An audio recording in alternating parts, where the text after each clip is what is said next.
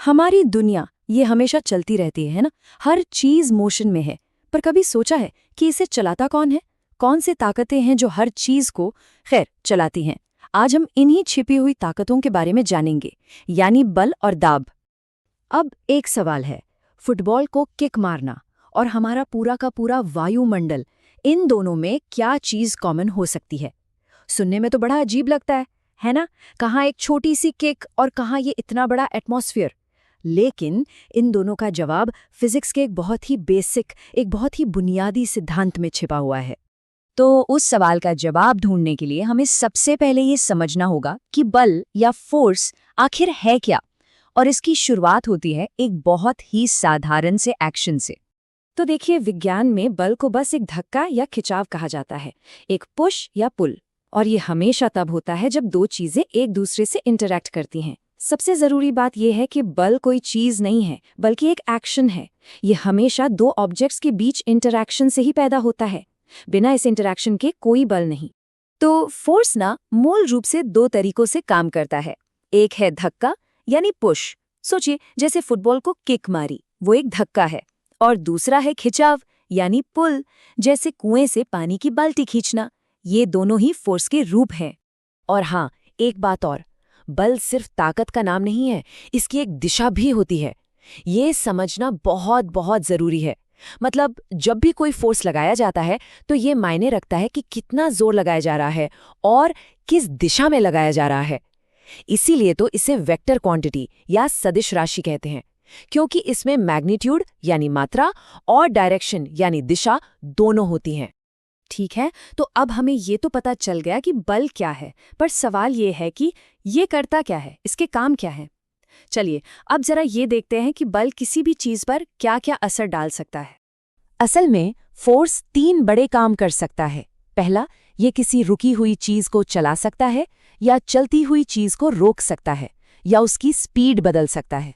दूसरा, ये किसी चलती हुई चीज की दिशा बदल सकता है। सोचिए जैसे क्रिकेट का बल्ला गेंद की दिशा बदल देता है। और तीसरा, ये किसी भी चीज का आकार यानी शेप भी बदल सकता है, जैसे हम किसी स्प्रिंग को दबाते हैं। तो अब जब हम ये जान गए हैं कि बल क्या क्या कर सकता है, तो चलिए अब जरा इसके प्रकारों पर नजर डालते हैं। सबसे पहले बात करते हैं उन बलों की जिन्हें काम करने के लिए फिजिकल टच यानी छूने की जरूरत होती है। इनको कहते हैं संपर्क बल या कॉन्टैक्ट फोर्सेस। जैसा कि नाम से ही साफ है, इन बलों को अपना असर दिखाने के लिए दो चीजों का आपस में छूना यानी फिजिकली टच करना जरूरी है।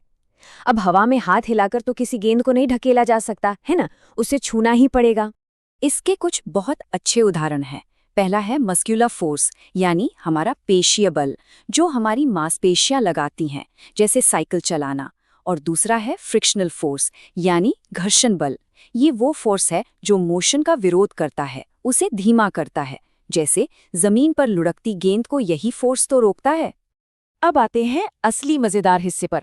कुछ बल ऐसे भी हैं जो बिना छुए भी काम कर सकते हैं, बिल्कुल किसी जादू की तरह। इन्हें कहते हैं नॉन कॉन्टैक्ट फोर्स या असंपर्क बल। ये वो बल हैं जो दूर से ही अपना असर दिखाते हैं। ये चीजों को बिना छुए ही खींच या ढकेल सकते हैं।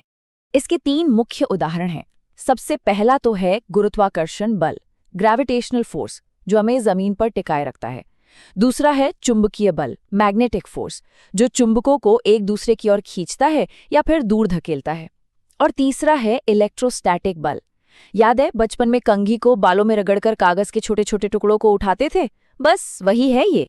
चलिए अब बल के एक बहुत ही करीबी साथी की तरफ बढ़ते हैं, और वो है दाब यानी प्रेशर।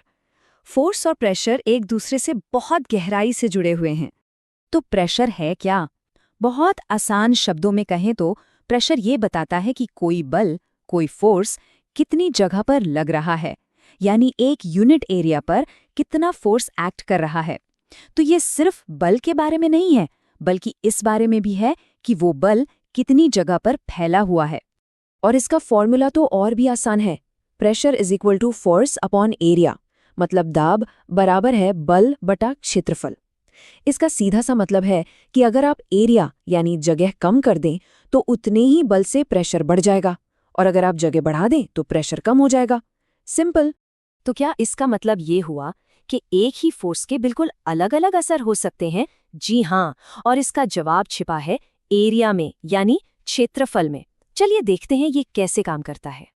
एक तेज चाकू के बारे में सोचिए, उसकी धार का एरिया कितना कम होता है ना? तो जब उस पर जोर लगाते हैं तो वो सारा का सारा फोर्स उस बहुत छोटी सी जगह पर कॉन्सेंट्रेट हो जाता है। इससे बहुत ज्यादा प्रेशर बनता है और चाकू आसानी से काट पाता है। छोटा एरिया मतलब ज्यादा प्रेशर। और इसका उल्टा भी उतना ही सच है। कभी सोचा है कि स्टेशन पर कूली अपने सिर पर एक गोल कपड़ा क्यों रखते? ताकि सामान का वजन एक बड़े एरिया में फैल जाए। इससे उनके सिर पर प्रेशर कम हो जाता है और बोझ उठाना आसान हो जाता है। बड़ा एरिया मतलब कम प्रेशर। अच्छा, अब उस पहले सवाल पर वापस आते हैं, फुटबॉल और वायुमंडल वाला। देखिए, हमारे ऊपर मीलों तक हवा का एक बहुत बड़ा कॉलम है। इस सारी हवा का वजन है और ये वजन हम पर लगातार एक जबरदस्त प्रेशर डालता है।